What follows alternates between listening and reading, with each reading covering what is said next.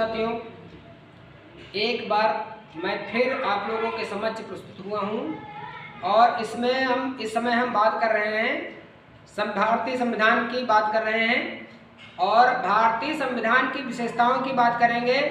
तो हमारा जो भारतीय संविधान है उसको कहते हैं कठोर एवं लचीला, अर्थात नम्यता और अनम्यता दोनों का मिश्रण है। इसका मतलब है कि जहां पर जरूरत होती है तो हमारे संविधान में संशोधन भी कर दिया जाता है। इसी के लिए 1973 में आई थी एक समिति आई थी, केशवानंद भारती बनाम केरल राज्य। इसमें कहा गया है कि संविधान में संशोधन तो किया जा सकता है लेकिन उसके मूल ढांचे में कोई परिवर्तन नहीं होगा। इससे पहले पिछली कक्षा में हमने बात की थी कि भारतीय संविधान को बनने में कुल 64 लाख रुपए खर्च हुए थे और संविधान के प्रारूप पर 114 दिन बहस हुई थी। दूसरे नंबर पे प्रारूप समिति के अध्यक्ष डॉक्टर भीमराव अंबेडकर थे। संघ संविधान समिति के जवाहरलाल नेहरू जी थे।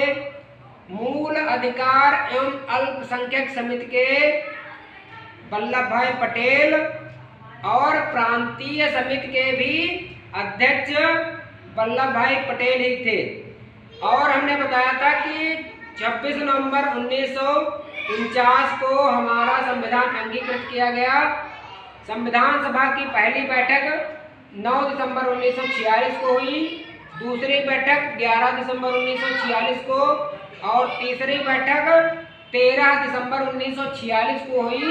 और उसी दिन पंडित जवाहरलाल नेहरू ने उद्देश्य प्रस्ताव पेश किए थे और यही उद्देश्य प्रस्ताव आगे चलकर भारत की प्रस्तावना बनी। आज हम बात करते हैं भाग 1 अर्थात मूल संविधान की बात करेंगे तो 22 भाग थे, 8 अनुसूचियां थी, 395 अनुच्छेद थे। वर्तमान में 25 भाग, 12 अनुसूचियां और 465 अनुच्छेद हैं। अब भाग 1 की बात करेंगे तो हमारा भाग है संघ एवं राज्य क्षेत्र। पहले में दिया गया है अनुच्छेद 1 से 4 तक। अनुच्छेद 1 में कहा गया है संघ के क्षेत्र का नाम। अनुच्छेद 1 में कहा गया है संघ के क्षेत्र और उसके नाम की बात की गई। दूसरा, नए राज्यों का नामांकन एवं स्थापना।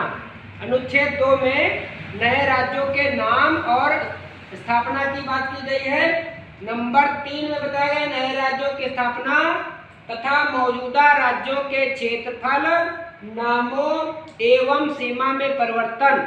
अनुच्छेद 4 में कहा गया है कि जो अनुच्छेद 2 और 3 के तहत जो भी संशोधन किए जाएंगे वो संविधान संशोधन अनुच्छेद 368 के तहत नहीं माना जाएगा।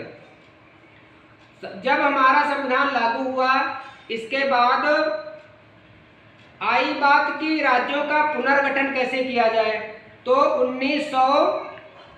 जून 1948 में एसके धर आयोग आया।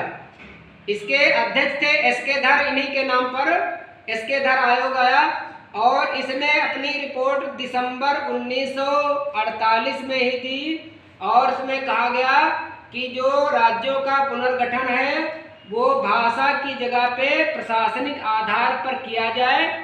इससे असंतोष फैल गया।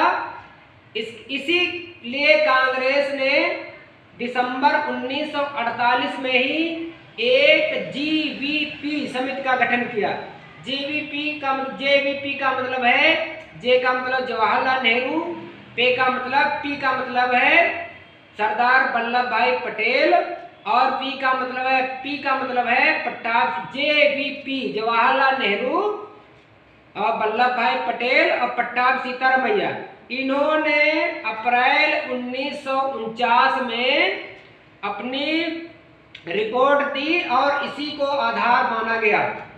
तो आज का कार्यक्रम कैसा लगा और आप लोग देखते हैं तो कृपया वीडियो को पूरा देखें, लाइक करें और ज़्यादा से ज़्यादा जहां तक हो सके शेयर कर दें। सभी लोग सब्सक्राइब भी करें। धन्यवाद।